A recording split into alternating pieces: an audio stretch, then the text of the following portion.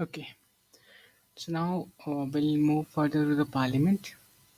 This is not important but derived from the French word parler, which is means ki talk. So the parliament is to mean a place where people sit and talk. ठीक है?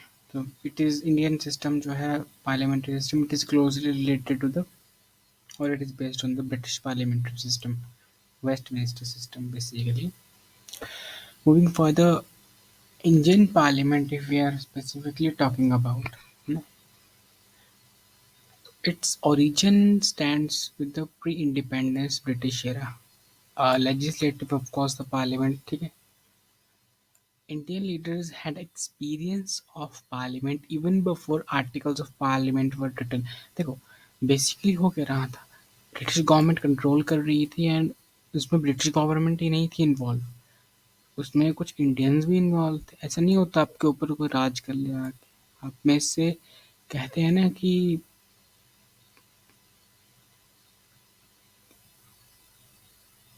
It's very important to से, है ना, यहाँ पे कहते हैं कि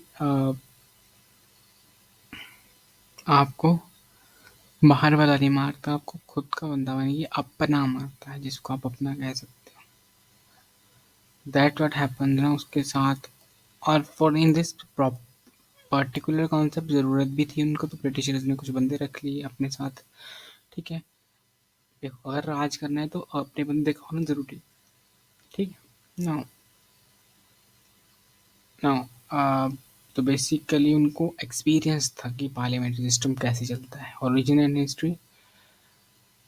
सो the Parliament House located in New Delhi was actually designed to be the seat of the Imperial Legislative Council. जो पार्लियामेंट हाउस है दिल्ली में, which is preferably पहले जो बोला जाता था, which is known as the Imperial Legislative Council 1921. Okay,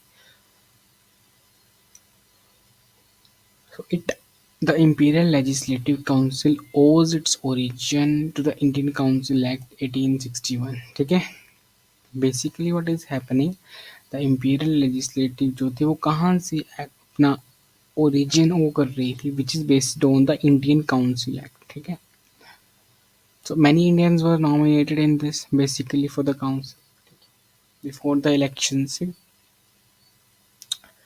So thoughts, though indirect elections were already started in 1892, it was morally Minto reforms very much important that paved the way for direct election to the Imperial Legislative Council. So basically indirect elections तो हो रहे थे start, लेकिन direct elections के लिए Minto Morley जो थे उन्होंने रिफॉर्म्स लाए। ठीक है, इलेक्शंस किसके हो रहे थे 1892 में, इंपीरियल लेजिस्लेटिव काउंसिल के। पार्लियामेंट आउट आफ्टर 1947 बना है। ठीक है, okay, now government of India act हम देखें अगर 1919, so it provided the bicameral legislature. For the first time for the central legislative body, it was not be wrong to assume that the Indian Parliament in its present form owes a lot of its traditions and method of functions to its pre-independent। Basically क्या है, हम जैसे कि कह रहे हैं कि maximum of the constitution जो है इट कम्स फ्रॉम द 1935 इन्हीं कॉन्स्टिट्यूशन से। तो बेसिकली ये भी ये कहना चाहता है कि जो आजकल पार्लियामेंट्री सिस्टम कैसे वर्क कर रहा है, which is taken from itself government of India act 1919। ठीक है, यानी कि pre independence.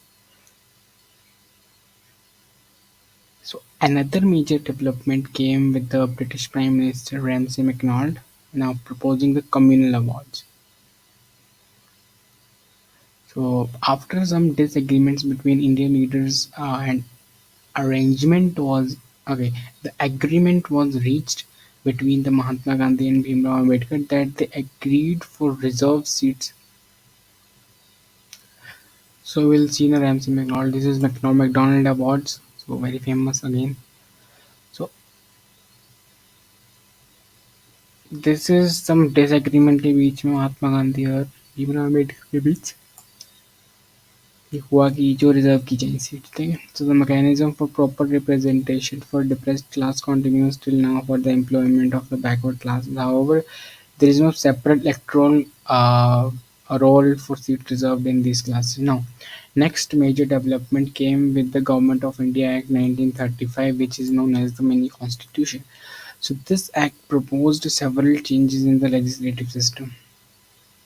Basically, parliament system में changes हुए इसकी वजह से भी कैसे?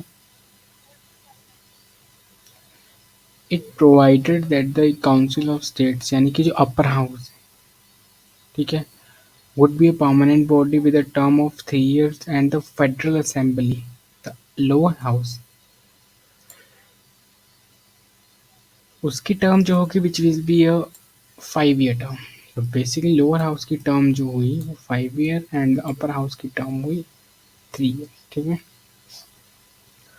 The term schedule castes which is used to be called depressed classes in Hindu society. ठीक है, the act provided for reservation of seats the depressed classes for the first time at that time 1935. Okay, we have center powers between central and provinces. Because हम क्या बात कर रहे हैं, हम कर रहे हैं 1935 की बात, ठीक है।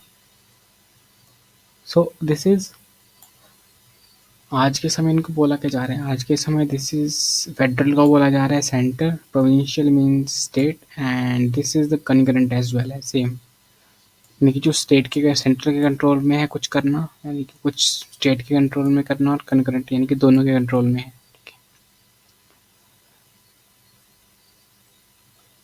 है। ओके,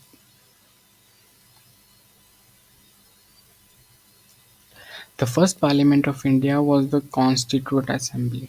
बेसिकली जो फर्स्ट पार्लियामेंट थी which is itself the constituent assembly. When the British government sent the cabinet mission to the India in 1946, its plan was agreed by leaders of India. Basically British government ने send किया था cabinet mission to India 46 में, और जो भी leaders थे उन्होंने कहा कि ठीक है we accept and will just make a constituent assembly to draft the basic constitution, ठीक है, जो होना चाहिए, यानी कि कॉन्स्टिट्यूशन को ड्राफ्ट करने के लिए कमेटी अप्रूव किया था कि ठीक है बना लेते हैं.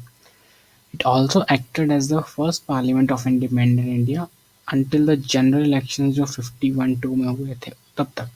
फर्स्ट पार्लियामेंट वही थी जो कॉन्स्टिट्यूएंट असेंबली थी. उसको क्यों बोल दिया हमने, क्योंकि जो जनरल इलेक्शन थे, election is nothing very easy thing ना, डायरेक्ट इलेक्शन करवाना. पहले क्या था, जो अंग्रेज थे, ब्रिटिशर्स थे, will directly choose some of the provincial state के जो लीडर्स हैं उनके साथ किसी ने ट्रीटीज कर ली या किसी को वहाँ का बना दिया forcefully.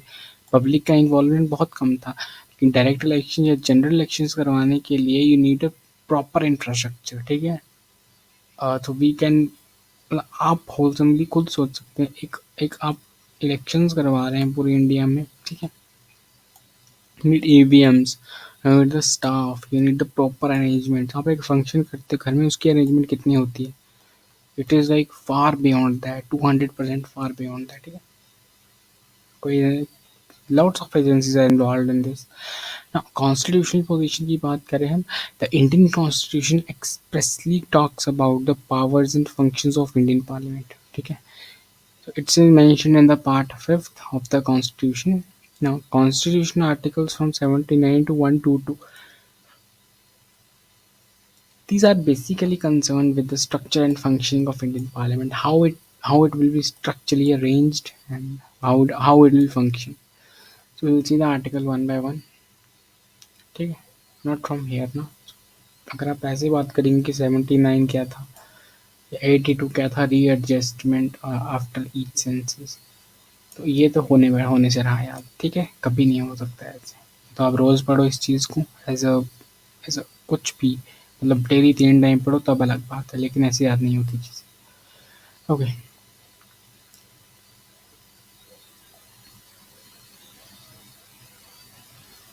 so we'll start from the organs of parliament in a while.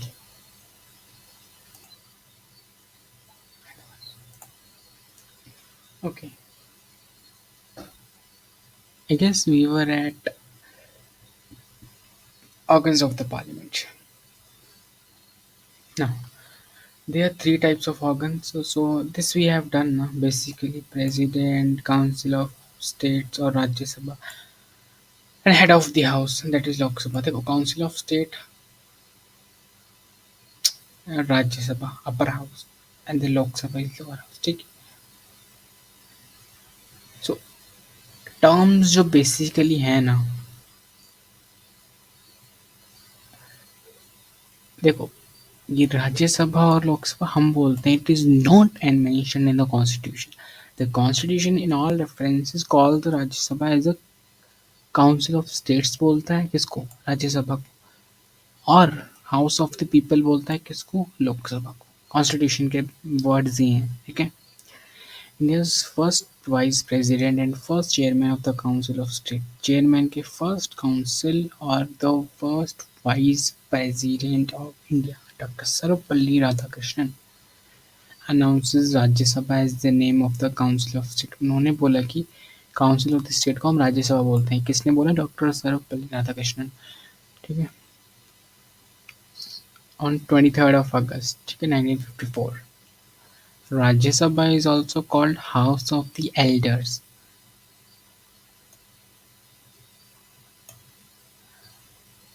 House of the elders को हमने बोल दिया राज्यसभा, ठीक है, and house of the states and upper house. Basically house of elder बोलो, हाउस ऑफ स्टेट बोल लो, है, अपर हाउस बोल लो, ठीक है। So Lok Sabha to the house people is popular name given by the first legislator, ठीक है, जो पहले लेजिस्लेटर थे उन्होंने नाम दिया। The reason being that members of this house are directly elected by people. Meaning is log. Log means what, people, ठीक है। So basically इस lower house में जो भी person होंगे they are directly elected to the people, MPs, MLAs, etc. जो भी है। Why is the president part of the parliament? This is a very nice question by the way. So क्यों ये question क्यों आता है? ये क्वेश्चन इसलिए आता है बिकॉज जो प्रेसिडेंट है he is the nominal head of executive parliament, ठीक है, but the prime minister is the real head of the government, ठीक है। real head ये है जो he is just the like a face figure। president work as a face figure for the country, nothing else, ठीक है। I'm not saying he has doesn't have any power, he is vested with a super humongous powers, but the real executive is there, ठीक है। So it is the government in India is basically a president in parliament, ठीक है, type of parliamentary system। The British Parliament is the inspiration of such a system where they have a crown in parliament, type of parliamentary system। So such a system relies on the interdependence between the legislative and executive organs। Now, moving on to the just like the British Crown, the President is not a member of either of the House of the Parliament and does not sit in the Parliament to attend the meeting, but he is an integral part of it।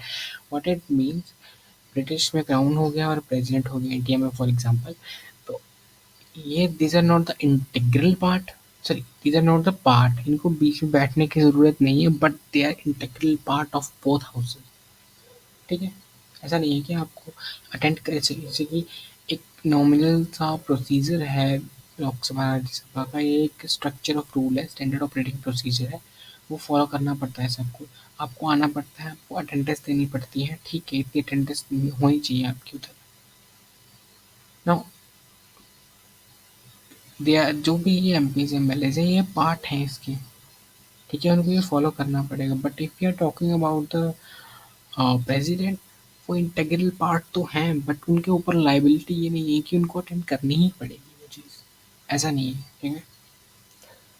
The reason behind this is a bill passed by both allowed, ठीक है।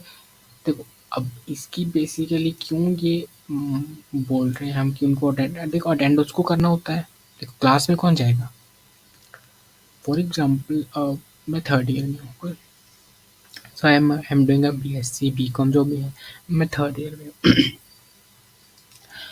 And मुझे first year का जो भी subject है, x subject मुझे आता है, ठीक है। अब देखो, I am an integral part of that subject, मुझे मेरा फेवरेट सब्जेक्ट लगता है वो, ठीक है। मुझे इतना आता है कि टीचर को भी नहीं आता, और teacher somewhere ask to me ना, if you see this scenario ना, तो मेरा उस क्लास में जाना फर्स्ट ईयर की उस सब्जेक्ट की क्लास को अटेंड करना ज़रूरी नहीं है। तो मैं मतलब ज़रूरी नहीं है कि मुझे वो अटेंड करनी है क्लास, चला गया तो ठीक, नहीं गया तो भी ठीक। मेरी को अटेंडेंस नहीं मार्क होगी, कुछ नहीं होगा, बट सर को अगर कोई डाउट होगा तो सबसे पहले वो मेरे पास आएंगे, अगर उनको रोज़ डाउट आ रहा है, ठीक है। So what I am trying to say कि प्रेसिडेंट इंटेग्रल पार्ट है, पर उनका अटेंड करना ज़रूरी इसलिए नहीं है क्योंकि अगर कुछ भी चीज़ राज्यसभा लोकसभा में पास होती है तो वो डायरेक्टली उनके पास आएगी, उनके एसेंट के बिना couldn't be passed, it couldn't be implemented, it couldn't be a law, it couldn't be an article, it couldn't be a impeachment, it couldn't be a whatever law you want to implement. ठीक है? Now, let us move. Uh, the president also performs certain functions relating to the proceeding of parliament. ठीक है, तो parliament में जो proceedings करते हैं वो देखते हैं हम क्या क्या होती है।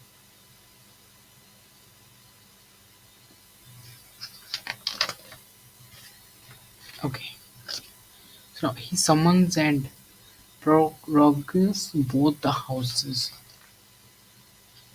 So now, what is he is trying to say?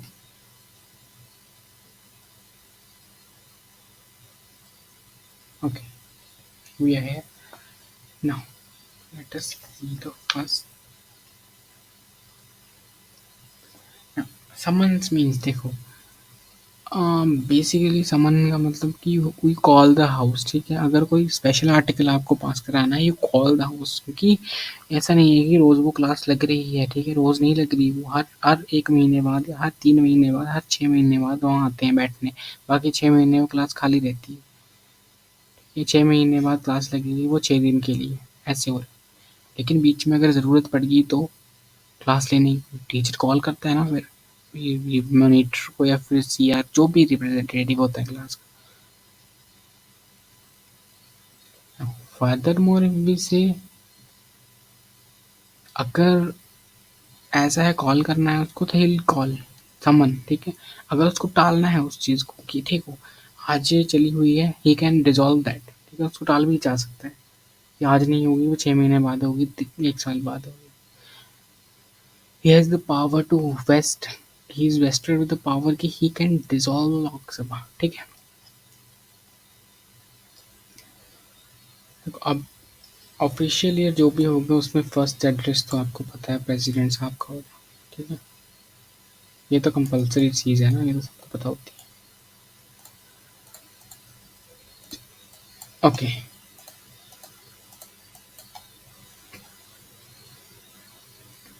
Ordinance, ordinance हम देख चुके हैं, एक बार फिर समझा देता हूँ।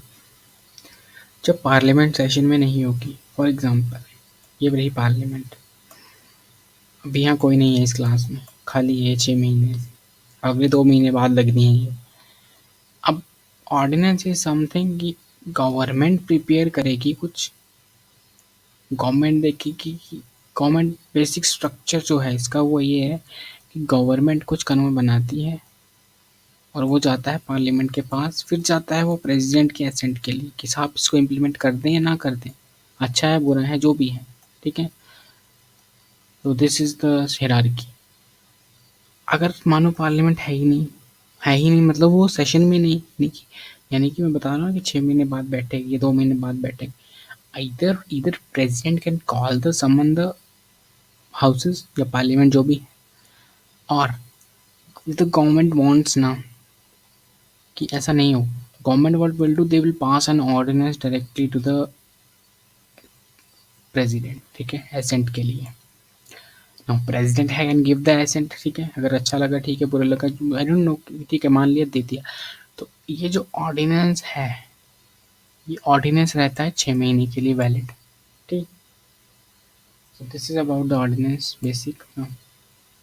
Lok Sabha. So Lok Sabha is nothing but the House of the People, one of the most powerful institution with respect to its wide-ranging powers. So wide-ranging power, we'll discuss it later. Now, its power and functions far exceeds the other governance institution in India. It is also a non-permanent house. Okay, it plays a major. The parliament is what? Government is nothing but the parliament is nothing. The जैसे 400 members होते हैं पूरे के वो 400 के 400 वहाँ होंगे ठीक है विद द चेयरमैन ठीक है विद द प्रेसिडेंट तो उसको पार्लियामेंट बोलते हैं ठीक है so I am talking about this now the constitution talks about the sorry हम ऊपर हैं अभी ना ओके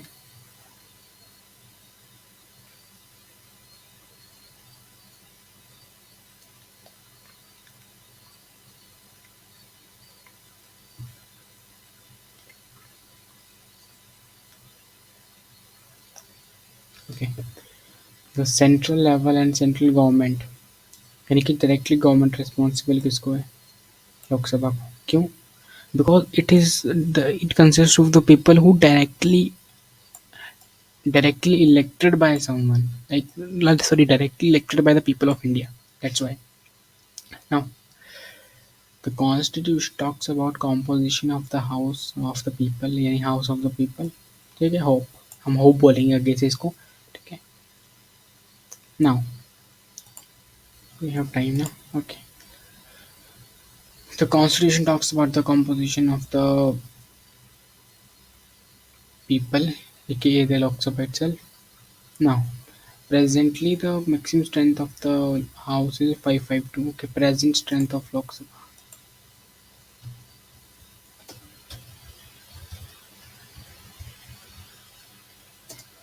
555 बोला गया था तो इट इज नाउ 543 मेंबर्स ठीक है okay 524 from the states and 19 from the UTs है ना तो 543 members in total here it is 5 like reduce हुए हैं बेसिकली यहाँ पे ज़्यादा हैं बिकॉज बुक काफ़ी पुरानी है मतलब लॉकडाउन के टाइम की है तो okay moving further 81 maximum 530 members can are to be chosen by direct election from territorial constituencies in the states. So maximum अभी हमारे पास है 543 सो हम देखते हैं क्या आर्टिकल क्या बोल रहा है ये okay. Maximum 530 members are to be chosen by direct elections from territorial constituencies in the states. Okay. Maximum can be 530 कहाँ से अभी हमने देखा ना कि यहाँ जो कॉन्स्टिट्यूएंसीज है वो सिर्फ 524 है ठीक है सो इट मीन्स हम अभी किसकी बात कर रहे हैं basically territorial constituencies in the states ठीक है स्टेट्स की बात करें तो स्टेट से मैक्सिमम कितने हो सकते हैं 530 और यूटी से कितने हो सकते हैं 20 अभी है क्या अभी क्या सिनेरियो अभी 19 जो है दैट आर फ्रॉम यूटी यानी कि 20 इज द लिमिट अभी 19 है ठीक है यूटी से 530 is the limit ठीक है 530 is the limit and we have a 524 so 530 is the limit 524 हमारे पास है ठीक है article 331 maximum two members from the Anglo-Indian community can be nominated by the President of India very much important who nominate them President of India if he thinks that they are not adequately represented in Lok Sabha some community some अगर उनको देखा जाए ना कि देखो कोई community ऐसी जो लोकसभा में है ही नहीं तो एंग्लो इंडियन एलियंस की तरह रिप्रेजेंट कर दिया जाएगा ठीक है गोइंग फर्दर सो ये रिमूव तो हो चुका है ठीक है हम देख भी सकते हैं 104th कॉन्स्टिट्यूशन की Anglo Indian is removed basically 104th amendment ये बोलती है आर्टिकल 334 दैट कि एंग्लो इंडियन की जो रिक्वायरमेंट है remove the requirement of the reservation of Anglo Indian community ठीक है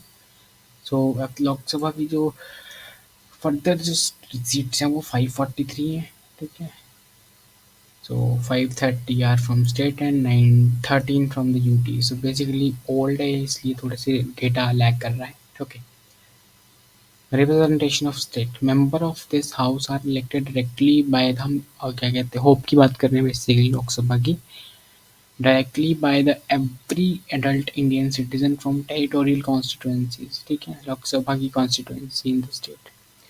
The principle of allowing all the adult population to vote in the election is called universal adult franchise. So it is nothing universal. It is very famous. अभी तक मतलब universal suffrage ये मैंने question देखा नहीं कभी अभी तक. ठीक है. सो मेरे हिसाब से इट इज़ वेरी इंपॉर्टेंट कि जो भी एडल्ट पॉपुलेशन है उसको वोट का जो राइट देना उसको अलाउ करना कि आप अभी वोट डाल सकते हैं. It is known as universal adult suffrage या फिर यूनिवर्सल सफरेज बोल दो यूनिवर्सल एडल्ट फ्रेंचाइज यूएफ बोल दो इसको. ठीक है. सो एज जो रिड्यूस की है ये 21 से 18. Also very important 61st of constitutional amendment. Representation of UTs. It is up to the Parliament to decide the manner in which representatives of Union territories will be chosen. ठीक है. So it is based on basically the Parliament will decide ना कैसे decide होगा. ठीक है. For this purpose, Parliament in 1965 passed a law. Union territories are basically this act. Basically क्या है कि एक लॉ होता है कि 20 सीट तो रिजर्व्ड है उनके लिए यूटीज के लिए. बट एक लॉ है कि कैसे लेना है. अभी देखो अपने बढ़ाया तो 13 थी स्टार्टिंग में. क्यों कम थी? क्योंकि लॉ के हिसाब से ठीक नहीं बैठ रहा होगा है ना, तो इसलिए कम थी. तो एक कानून है मतलब लॉ है. It is pass union territories direct election to the house of people. Okay. It provide more or less the same provisions as the elections of member of Lok Sabha from the state territorial constituency, that is direct election by US. Sorry. Allotment of seats. Obviously, 81 clause 2 talks about the allotment of seats to the states and division of states into territorial constituencies. कि कैसे जो seats हैं वो allow करनी है states के लिए. ठीक है. और स्टेट के अंदर भी कैसे डिवीजन होनी है. ठीक है. बेसिकली टेरिटरी वाइज जो भी होना है. देखो अब स्टेट में ये 4 भाग हैं. ठीक है. मुझे सीट्स देनी है अलॉटमेंट करनी है तो मैं किसी पर्सन को अगर ये दूंगा किसी स्टेट में पर्टिकुलर ये इलाका दे रहा हूँ तो मैं उसको ये वाली टेरिटरी दे रहा हूँ बेसिकली. ठीक है. Okay. Now coming to 81(2). Ratio between the population of the state and the number of constituencies allotted to the state must be same for all states. The ratio between the population of the state and the number of constituencies allowed to the state. Practically जितना कर सकते हैं उतना किया जाता है but it is not even it possible. किसी state की जो पॉपुलेशन है it is less than 50 lakhs और किसी की तो 20 CR है. तो it is not feasibly too much possible. So जितना प्रैक्टिकली बनाया जा सकता है उतना किया जाता है. ठीक है. तो ratio between the population of the state कि मेरे स्टेट में अगर 1 करोड़ की पॉपुलेशन है और इस स्टेट में नंबर ऑफ कॉन्स्टिट्यूंसीज बन रही हैं 25 फॉर एग्जांपल 25 है या फिर 20 जस्ट जो भी बन रही हैं फॉर एग्जांपल तो ये रेशियो सभी में सेम होगा. ठीक है. Now coming to the next. If the population of the state is less than 60 lakhs. ठीक है. then there is no need to allot seats to make such a way. It is recommended in Article 80(2). अगर population 60 lakh से कम है then there is no need to allot seats to the state in such a way. It is recommended in Article 80(2). 80(2) बोल रहा था कि ratio same होनी चाहिए सारे स्टेट्स में अगर पॉपुलेशन के बेस पे जो भी कॉन्स्टिट्यूंसीज ठीक है नंबर ऑफ कॉन्स्टिट्यूंसीज. बट अगर पॉपुलेशन 6 मिलियन से कम है तो उसके लिए फिर वो लागू ही नहीं होगा. ठीक है. Now Article 81(2) B clause. Now, it states that division of the states in the Lok Sabha constituencies must be done in such a manner that the ratio between the population of each constituency and the number of seats allotted to that constituency as far as practicable must be same throughout the state. Basically क्या है अब देखो अगर मुझे MLA के election लड़वाने मेरे पास 4 इलाके हैं, ठीक है? मैं उस पर्सन को ये टेरिटरी देता हूँ, किसी एक्स पर्सन को, और ये इलाका इज़ अ, ठीक है? मैं उसको ये कॉन्स्टिट्यूएंसी देता हूँ और उस कॉन्स्टिट्यूएंसी में उसको कौन-सी टेरिटरी देनी है, फॉर एग्ज़ाम्पल मैं उसको ये वाली टेरिटरी देता हूँ, ये वाली कॉन्स्टिट्यूएंसी देता हूँ बड़े वाली, और ये वाली मैं देता हूँ उसको the territory. Now we'll see it again. Division of a state in Lok Sabha constituency must be done in such a manner that a ratio between the population of each constituency की ratio between each constituency, for example let us not dig deep, मैं उसको अगर ये दे रहा हूँ, यही देता हूँ आपको, बहुत डिटेल में हो जाएगा नहीं तो। अगर मैं आपको ये देता हूँ, ये वाला इलाका बिल्कुल, ठीक है? मैं लड़ना जा रहा हूँ इसके यहाँ पे, ठीक है ना? इलेक्शन ऑफ कोर्स ना, इसकी कॉन्स्टिट्यूएंसी के हिसाब से अगर इसमें मैं 2 सीट ही रखता हूँ, इस कॉन्स्टिट्यूएंसी में अगर फॉर एग्जांपल 50 लाख लोग रहते हैं, तो मैं अगर 2 ही सीट रखता हूँ तो मुझे मेक श्योर करना पड़ेगा कि प्रैक्टिकली यहाँ भी 2 ही सीट्स हों सभी में, इन तीनों में। क्यों? If there is not practically, अब यहाँ 50 लाख रह रहे हैं फॉर एग्जांपल, इस एरिया में 1 करोड़ रह रहे हैं, 2 करोड़ रह रहे हैं, और यहाँ में 3 लाख रह रहे हैं लोग, ठीक है? तो इसके लिए ऑफ कोर्स आपको थोड़ी सीट्स ज़्यादा करनी पड़ेंगी। यहाँ तो 50 लाख की थे तो 2 सीट्स थी, अब 1 करोड़ हो गए तो कम से कम 3 तो करनी ही पड़ेंगी मिनिमम। थोड़ा ऑफ कोर्स होनी तो 4 चाहिए थी। प्रैक्टिकलिटी ये बोलती है कि 2-3 is more viable than according to this law, ठीक है? So it says that